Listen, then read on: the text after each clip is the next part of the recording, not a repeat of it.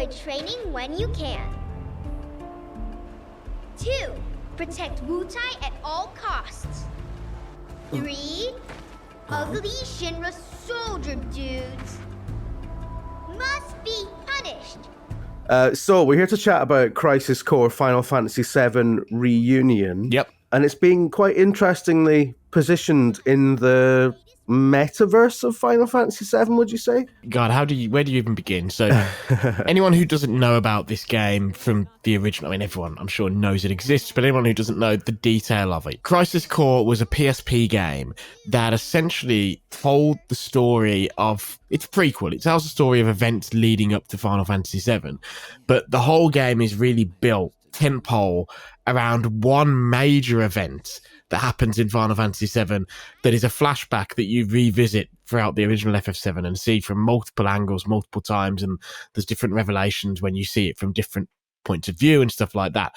So the tentpole when it released was always you're going to see that flashback and everything that leads up to and happens immediately after that flashback. And to fans of Final Fantasy VII, that was really exciting. And it was a great spin-off. It was definitely a PSP game in terms of how it played and the structure of the game and stuff like that. And this is a remaster of that game. But I do think in the grand scheme of things, it's quite an interesting remaster. Square Enix are sort of one of the pitches that they've sort of made in interviews and stuff is they've quietly called it more than a remaster.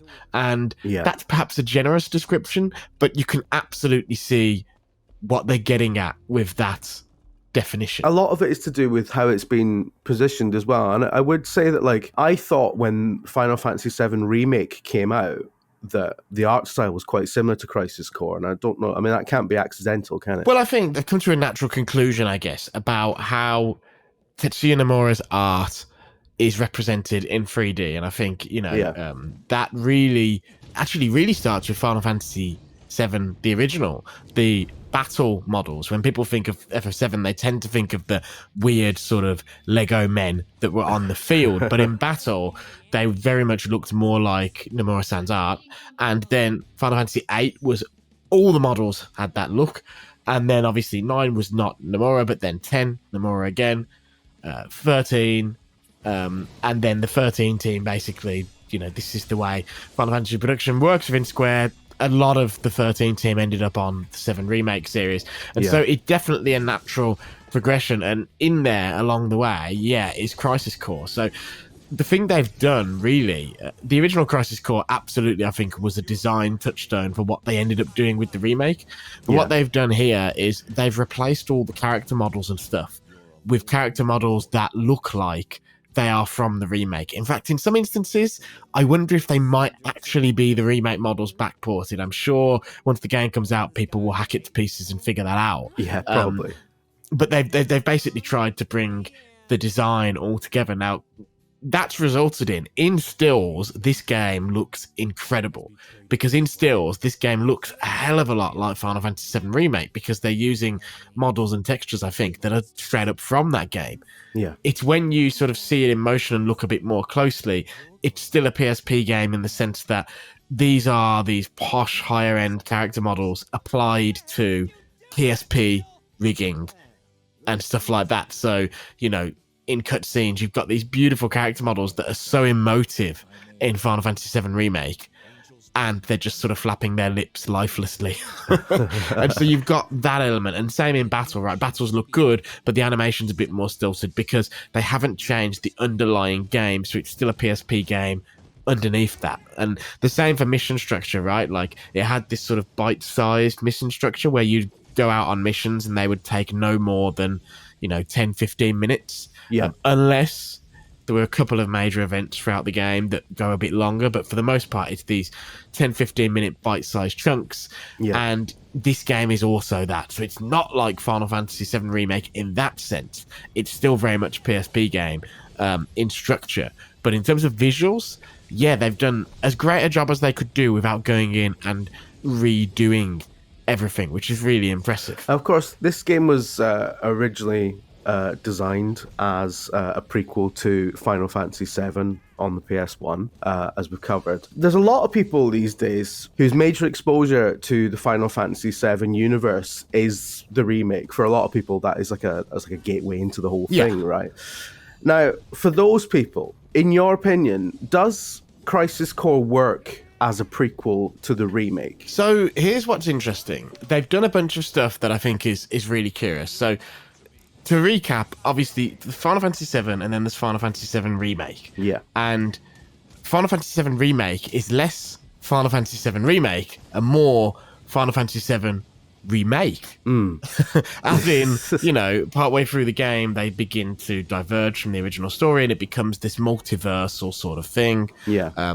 You know, I'm sorry, that's a spoiler, but it's been out for like 2.5, 3 years now. It must be common knowledge at this point. Yeah, surely. I think it must be, because there was such an uproar when it first came out. Anyway, so one thing they've done is the Final Fantasy VII Remake series, it recasts the voice actors from all the previous Final Fantasy VII stuff, where the original game didn't have voice acting, but obviously they did the film, they did Crisis Core, they did Dirge of Cerberus, a third-person shooter spin-off, and in all those things, the characters were voiced. They recast everybody. So one crucial thing they've done is they've gone back and re-recorded anyone in Crisis Core who changed with the remake actors. Wow, so okay. Sephiroth is the new guy, Zack is the new guy, Aerith is Brianna, who is a YouTuber as well as an influencer as well as a voice actor.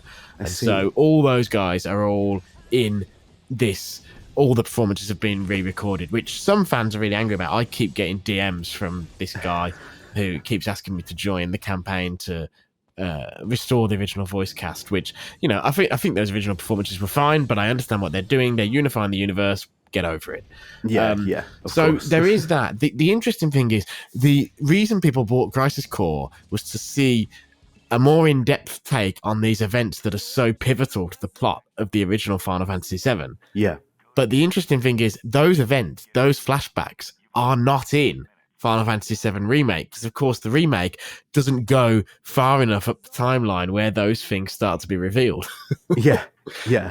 In fact, it pretty much seems like, based on the first trailer of Final Fantasy VII Rebirth, the second in the remake series, that game will probably open with the flashback, which is interesting, or a version of the flashback, I guess I should say, which is interesting in itself. So what I'm getting at is, if you've played Remake, you might not necessarily understand why some of the events in this game are so important until you play subsequent remake games, which is sort of convoluted and crazy. However, Zack, the protagonist of Crisis Core, does have more a presence in Final Fantasy VII Remake than he did in that bit of Final Fantasy VII, because he didn't have any presence in that bit of the original Final Fantasy VII, but they sort of injected him in a little bit. And one of the big revelations at the very end of the game is that, God, we are in spoiler territory now, so cut off now if you care that much. But one of the revelations at the end of Final Fantasy VII Remake is sort of that the actions that the characters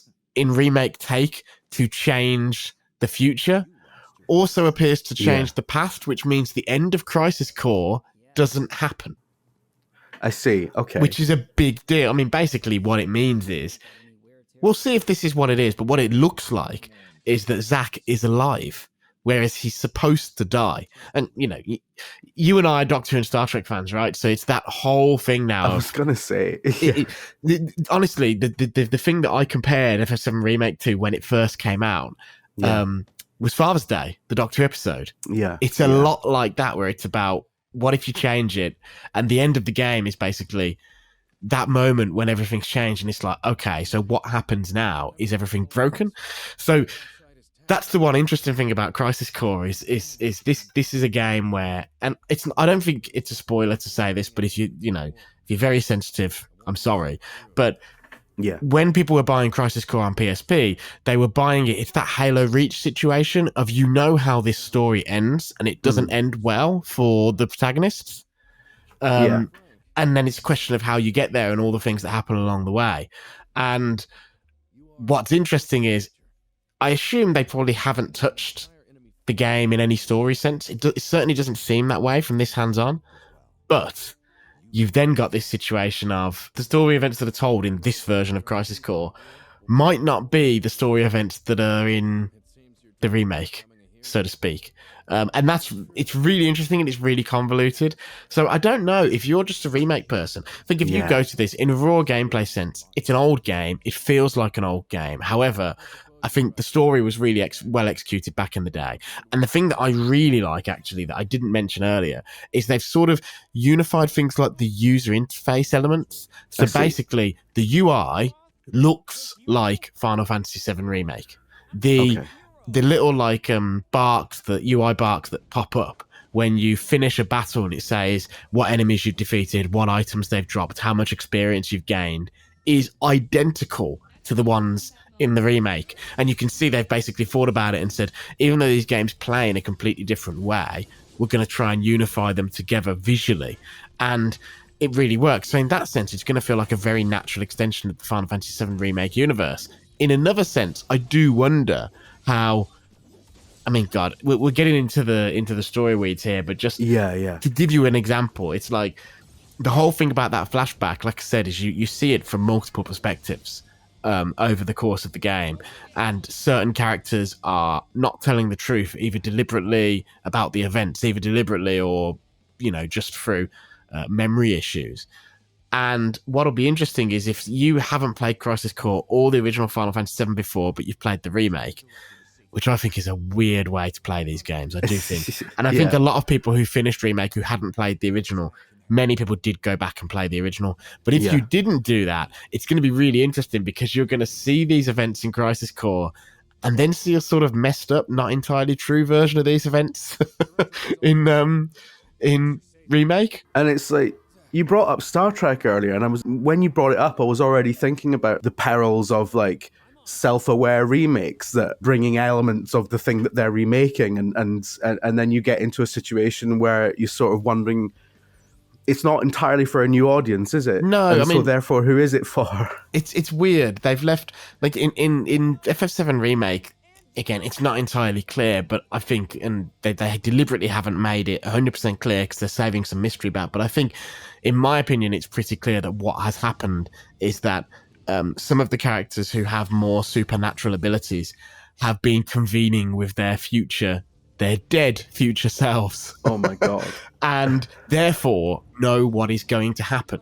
And so all the way throughout Final Fantasy VII Remake, I absolutely, the way they execute it is brilliant, but Aerith constantly knows little tidbits of things that she shouldn't know. So when she meets Cloud for the first time, she knows he's going to become her bodyguard, and she calls him her bodyguard before she calls him a mercenary before he tells her anything about himself. And he's like, how the hell did you know that? And she just sort of brushes over it. She's like, oh, the sword, I guess, the sword.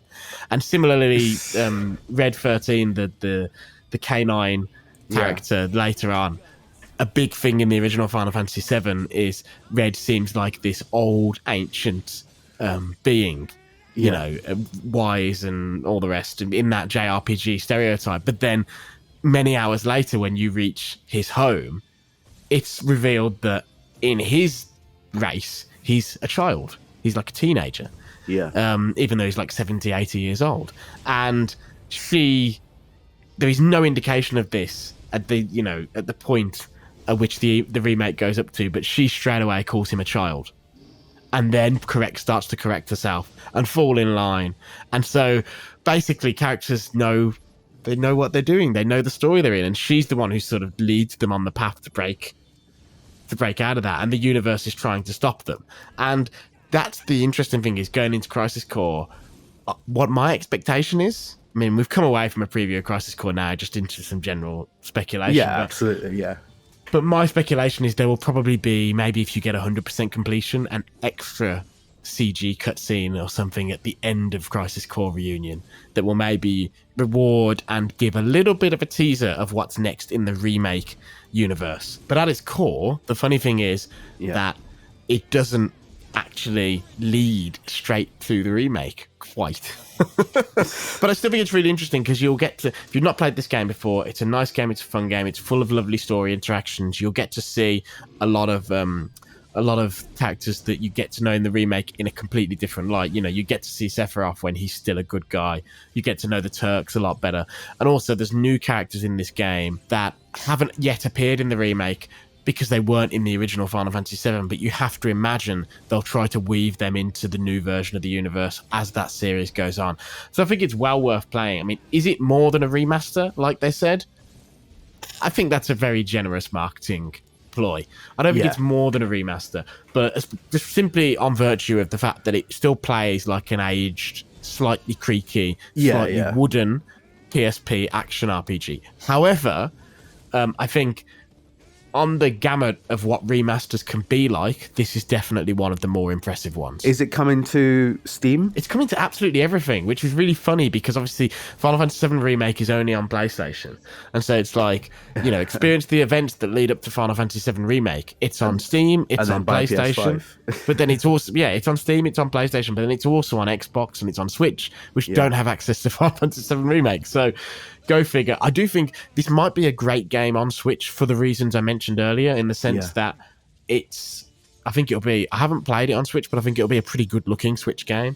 But also that mobile friendly structure with it being a PSP game, if you're a Switch handheld mode player, will probably still work pretty well. Well, yeah, I mean, I was thinking, like, you know, if it runs on Steam Deck, you can basically imagine that you've got a PSP from fucking NASA, right? And I'm sure it will run on Steam Deck as well, because you know that PC port of FF7 Remake Integrate is not great, but they did get it to run on Steam Deck. So yeah, a Genesis copy. Copy? A human copy? Where's NG?